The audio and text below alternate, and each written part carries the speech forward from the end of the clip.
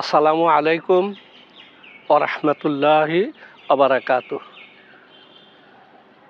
Channel সত্য সন্ধানী থেকে সকলকে জানাই সাদর সম্ভাষণ।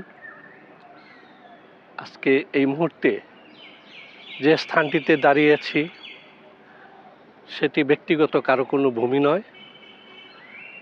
এই ভূমিটা মূলতই একমাত্র সৃষ্টিকর্তার। তারপরেও কাউকে না কাউকে যুগ যুগান্তরের আমলে দায়িত্ব দেওয়া হয়েছিল রক্ষণাবেক্ষণের জন্য।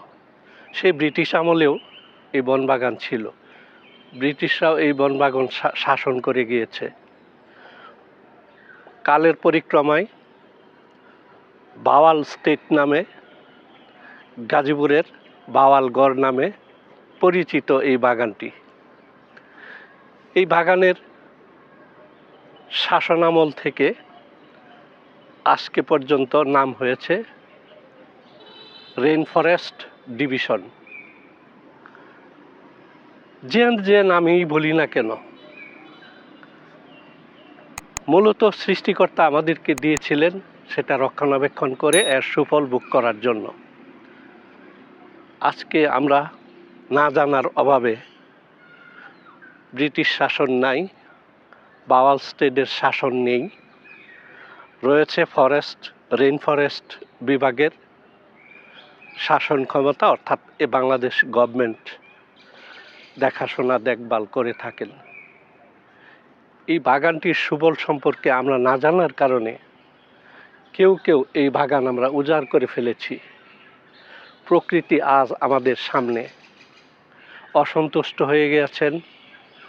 এর ফলশ্রুতিতে আমরা সারাক্ষণই পরিবেশের ভারসাম্য রক্ষা না করার কারণে আমরা এক সময় অতিবৃষ্টি, এক সময় খরা, এক সময় বেশি করে বিভিন্ন ধরনের দুর্যোগের শিকার হচ্ছি। আমরা এই বন বিভাগের ফরেস্টের বা ভাওয়ালগড়ের এই জায়গাটুকুতে যে সময়ে দাঁড়িয়ে কথা বলছি, এই জায়গাটুকু থেকে ছিল বাঘ ভাল্লুক। সেই বাঘ ভাল্লুকও আজ আমাদের অত্যাচারে জায়গা ছেড়ে চলে গিয়েছে। পাশাপাশি যে সমস্ত পুরনো গাছগাছালি গজারি বন ছিল, সেই বহু পুরনো বয়স্ক গজারি বনও আজ বিদায় নিয়েছে আমাদের অত্যাচারে। ছিল বানর, ছিল হনুমান, তাও ছেড়ে পালিয়েছে।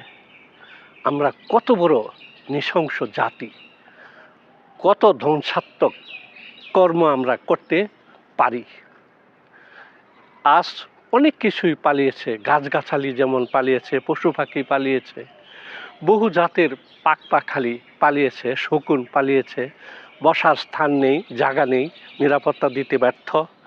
আজকে এমন একটা সময়ে এসে দাঁড়িয়েছি যে সময়টুকুতে আমাদের গভর্নমেন্ট আমাদের নিরাপত্তা দিতে ব্যর্থ হচ্ছেন এই বাগান উজাড় হওয়ার ফলে। কারণ এটা তো একমাত্র সৃষ্টিকর্তা কর্তৃক পরিচালিত। সৃষ্টিকর্তা কোনো পৃথিবীর কোনো রাষ্ট্রে বন বিভাগ দিয়েছেন, কতটুকু ওই বন বিভাগ থাকার দরকার তাও নির্ধারণ করে দিয়েছেন। যে সময় মানুষ ছিল না, ঠিকই বন ছিল। যে সময় মানুষ সৃষ্টি করা হয় নাই, তখনও গাছগাছালি সৃষ্টি করা হয়েছে। এই গাছগাছালির সুবিত পৃথিবী আমাদেরকে আল্লাহ তাআলা দান করেছেন। আমরা সেই দান অপভোগ করেছি, এই দান আমরা ধরে রাখতে পারিনি। আমরা ব্যক্তিগতভাবে আজ দেখুন, ব্যক্তিগতভাবে ফায়দা লুটার জন্য এই গাছটুকু লাকড়ি করার জন্য করা হয় নাই। এটা আমরা অনেকেই লাকড়ি করেছি, বিক্রি করেছি, অভাব-অনটন দেখিয়েছি, বিভিন্ন অজুহাত দেখিয়ে এই বনবাগান উজাড় করে ফেলেছি। এখনো সময় রয়েছে, সরকার নয়, এটা রক্ষণাবেক্ষণের দায় দায়িত্ব আপনার আমার সকলের। এই দায় দায়িত্ব যদি রক্ষা না করি, আমাদের যেমন পায়ের তলার মাটি একসময় সরে ঠিক আজকের এই ভূমি একসময় সরে যেতে পারে। এই গাছগাছালি না থাকার কারণে, গড় না থাকার কারণে বিভিন্ন প্রজাতির গাছ ছিল, এখন শুধু আছে গজারি গাছ। এই গজারি গাছগুলো যদি বিদায় নিয়ে নেয়, যেমন একটার পর একটা গাছ লাগা ছিল, এখন কিন্তু 10 হাত, 15 হাত, 20 হাত, 10 গজ, 5 গজ দূরে দূরে গাছ। সেই গাছ আমরা এতই ঘনত্ব ছিল, সেই ঘনত্ব আর এখন আর ঘনত্ব নেই, আমাদের পাইচারির কারণে, আমাদের অত্যাচারের কারণে। আমরা এই দায়িত্বটুকু নিব নিজে নিরাপদে থাকার জন্য, অন্যান্য মানুষকে নিরাপদে রাখার জন্য, দেশবাসীকে রাখার জন্য, এবং সৃষ্টিকর্তার যে ঐতিহ্য, সৃষ্টিকর্তার যে দান, সেটা ধরে রাখার স্বার্থে আসুন আমরা সকলে এই বন বিভাগ, বন বাগান, গজারি বন রক্ষা করি। নইলে আমাদের কিন্তু উপায় থাকবে না। সেনাবাহিনী থাকবে, পুলিশ থাকবে, র্যাব থাকবে, মাগার যদি গাছ না থাকে আপনার নিরাপত্তা দেওয়া সম্ভব না। অতএব এই বন বিভাগ, গজারি বন, অমুক বন, যতগুলো বন রয়েছে, বাওয়ালগড়ি বলি, সুন্দরবনই বলি, এটা আমাদেরকে ধরে রাখতেই হবে, ধরে রাখতেই হবে। পালাক্রমে যদি এই টর্চার চলতেই থাকে, চলতেই থাকে, চলতেই থাকে, সূর্য আমাদেরকে আল্লাহ তাআলা মাফ করাবেন না। সূর্যের যে কিরণ, সূর্যের যে তাপ, আলো রশ্মি, সেটা একসময় আমাদেরকে জ্বলছে দিবে। আসুন এই গাছগুলো, অবশ্যই তার জীবন রয়েছে, তাকে আমরা এইভাবে হত্যা না করি, তাকে এইভাবে কর্তন না করি।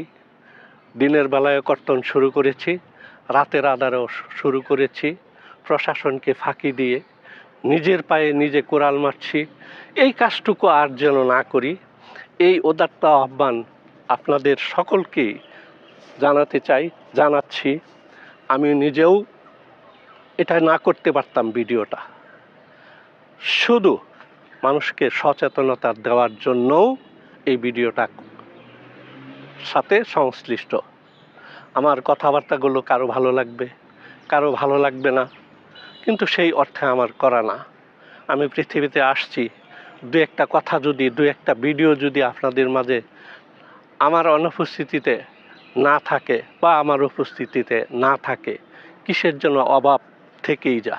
সেই অভাব দূর করার অর্থেও, দেশবাসীকে জানাবার জন্যেও, প্রশাসনকে জানাবার দেওয়ার জন্য, আম মানুষ, সাধারণ মানুষকে বোঝানোর জন্য আমার এই ভিডিওটা যদি বিন্দুমাত্র একটু কাজে লাগে, কাজে আসে, তাহলে আমার পৃথিবীতে আসার যে কটা দিন, আসার সার্থকতায় পরিণত হবে। অবশ্যই সৃষ্টিকর্তার হুকুমের একটা নির্দেশ পালন করব, আমি মনে করি এমন। তো যাই হোক, আমরা এমনটা না করি, সামনে এগিয়ে আসি, এগিয়ে আসব। এই বন অটুট থাক, সবুজে ঘেরা বাওয়ালগড় সুন্দর থাক, ঐতিহ্য, এর ঐতিহ্য সকলেই বুক করুক, বিশ্ববাসীও বুক করুক, আমরাও বুক করি। এই অক্সিজেন থেকে আমরা নিজেরা যদি দূর হইতে থাকি, অক্সিজেনের ঘাটতির অভাব যে কি, একসময় শ্বাস নিঃশ্বাস সারা আমাদের সম্ভব হবে না যদি গাছপালা এগুলি সংরক্ষণ না করে থাকি। ডাক্তারের কাছে যাব, আমার অসুখ হয়েছে, অসুখের সমাধান ডাক্তার বলবে তোমার অক্সিজেনের বড়ই ঘাটতি, তোমার হাঁফানি হচ্ছে, তোমার অমুক হচ্ছে, তোমার তমুক হচ্ছে, চোখের সমস্যা, কানের সমস্যা, এই যে বিষয়াদিগুলো অক্সিজেনের, অক্সিজেন সংশ্লিষ্ট সমস্যা। আমরা লাইফকে বাঁচাবো, নিজের লাইফকে বাঁচাবো, অপরের লাইফকে বাঁচানোর নির্দেশনা দিব।